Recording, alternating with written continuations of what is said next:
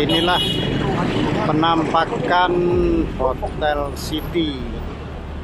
Ya, ada dua tower. Tower pertama dipakai untuk hotel. Tower kedua sebagian untuk pesantren Darul Quran. Jadi, karena menzalimi banyak orang, maka nasib dari Hotel City ini juga kembang kempis dan menuju kepada kehancurannya.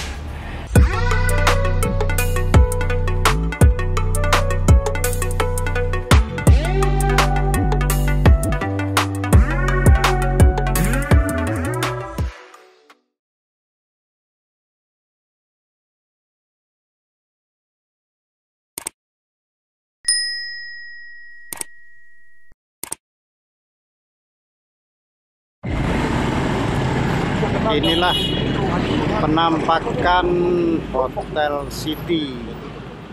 Ya, ada dua tower. Tower pertama dipakai untuk hotel. Tower kedua sebagian untuk pesantren Darul Quran. Dan tingkat huniannya sangat memprihatinkan, sangat sepi. Dari 130 kamar di 11 lantai hanya dipakai 30 kamar, sampai lantai 6 saja dan hanya 30 kamar. Kondisinya sangat memprihatinkan. Bismillahirrahmanirrahim. Assalamualaikum warahmatullahi wabarakatuh. Sahabat Indonesia Insight yang dirahmati oleh Allah Subhanahu wa Ta'ala, dimanapun Anda berada, semoga dalam keadaan sehat walafiat dan selalu dalam lindungannya. Sahabat, pada 11 September 2023, podcast ini menurunkan bahasan dengan judul Hotel City, kebanggaan Yusuf Mansur yang hancur. Nah, bahasan tersebut mendapat banyak tanggapan dari pemirsa maupun teman-teman yang selama ini peduli kepada jamaah investor yang merasa dirugikan oleh Yusuf Mansur. Salah satunya adalah patungan usaha. Investor patungan usaha itu ada 2.900 orang yang pada tahun 2012-2013 dana mereka dihimpun oleh Yusuf Mansur dan masuk ke rekening pribadinya. Di 2012 nilai satu lembar saham 10 juta rupiah, di 2013 nilainya naik menjadi 12 juta rupiah. Nah, sahabat, pada akhirnya di bulan Juni 2013 Yusuf Mansur ditegur oleh OJK karena perorangan tidak boleh menghimpun dana. Maka patungan usaha berhenti di sini dan uang mereka katanya dimasukkan ke Koperasi Merah Putih atau Koperasi Indonesia Berjamaah. Nah, versi Yusuf Mansur itu ada 400 orang yang putus komunikasi. Mereka inilah yang akhirnya menuntut hak-haknya. Dan oleh Yusuf Mansur, sebagian kecil dikabulkan, sebagian besar tidak dikabulkan. Oleh sebab itu dia mendapat gugatan di Pengadilan Negeri Tangerang. Sekarang kita lihat, saudara, kondisi dari hotel itu. Pertama, hotel ini hakikatnya adalah hotel berjamaah, didedikasikan kepada jamaah haji umroh sebagai transit.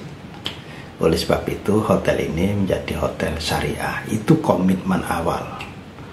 Faktanya memang di tahun 2015 bulan Mei, hotel ini secara resmi dibuka dan dimanajemeni oleh Horizon dengan label Hotel City Horizon di bawah.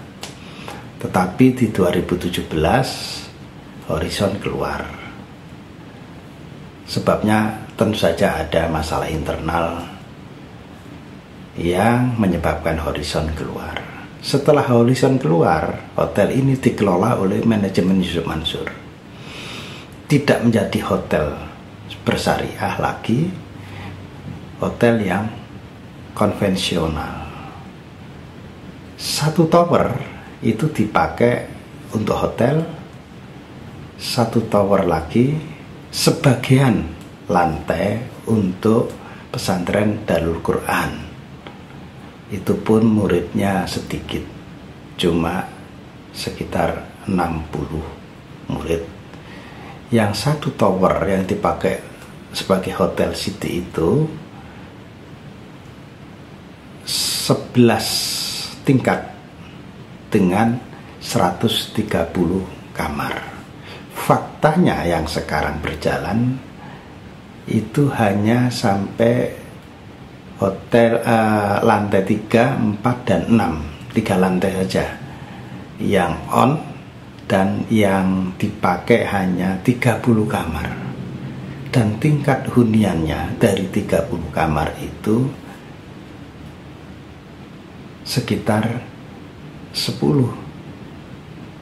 sampai 15%. Bayangkan kalau 10%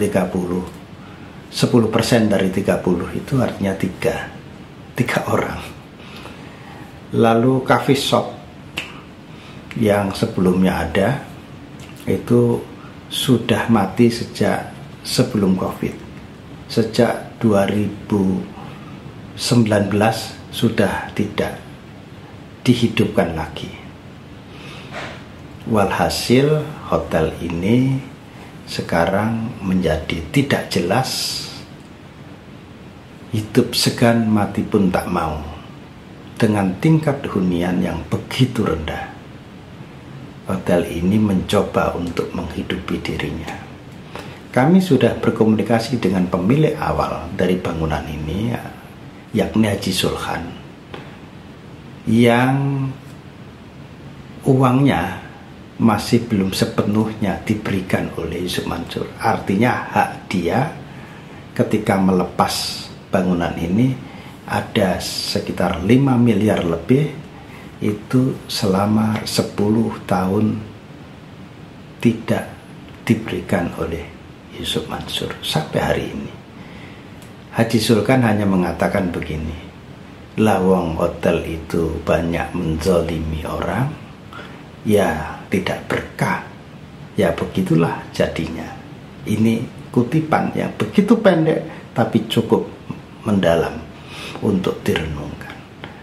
Yusuf Mansur tidak hanya mendolimi pemilik bangunan pertama, tetapi mendolimi para investor. Dan dia mengkhianati komitmennya sendiri sebagai hotel syariah. Sekarang bukan syariah lagi, dan cenderung menjadi hotel yang tidak bisa terkontrol, sebagai hotel yang mewujudkan nilai-nilai Islami di dalamnya. Inilah kondisi terakhir dari Hotel City yang beberapa hari yang lalu kami mendatanginya dan ternyata cukup mengenaskan, sebuah hotel yang di 2012 digadang-gadang oleh Yusuf Mansur bahwa hotel ini dekat dengan bandara, cukup 5 menit begitu omongannya di sebuah televisi. Faktanya paling cepat ke bandara itu 45 menit baru nyampe. Itu yang pertama. Kedua, komitmen tentang syariah tidak terjadi. Lalu yang ketiga, uang investor tidak dikembalikan. Dan yang keempat, yang namanya investasi itu ada uang kerahimannya sebesar 8% per tahun. Itu pun tidak pernah direalisir oleh Yusuf Mansur. Inilah hal-hal yang menyebabkan banyak investor dari patungan usaha dengan produknya Hotel City yang ada di kota Tangerang, Banten itu akhirnya menderita. Mereka merasa dizolimi, dan kita tidak tahu orang-orang yang terzolimi itu berdoa dalam bentuk yang bagaimana. Yang jelas orang yang merasa terzolimi, doanya diijabah oleh Allah. Itulah keadaan dari Hotel City sekarang. Jadi karena menzolimi banyak orang, maka nasib dari Hotel City ini juga kembang kembis dan menuju kepada kehancurannya. Saudara, semoga kita bisa mengambil hikmah di balik semua yang terjadi, dan kita berharap Yusuf Mansur bisa menyadari, menginsafi, dan bertobat serta menyelesaikan masalah muamalah ini dengan orang-orang yang selama ini dia zalimi. Terima kasih. Jika Anda punya pendapat, silahkan ditulis di kolom komentar, dan silahkan di-share jika memang dinilai ini ada kebaikan untuk masyarakat dan jamaah secara umum. Billahi taufiq wal hidayah wa ridha wal inayah. Wassalamualaikum warahmatullahi wabarakatuh.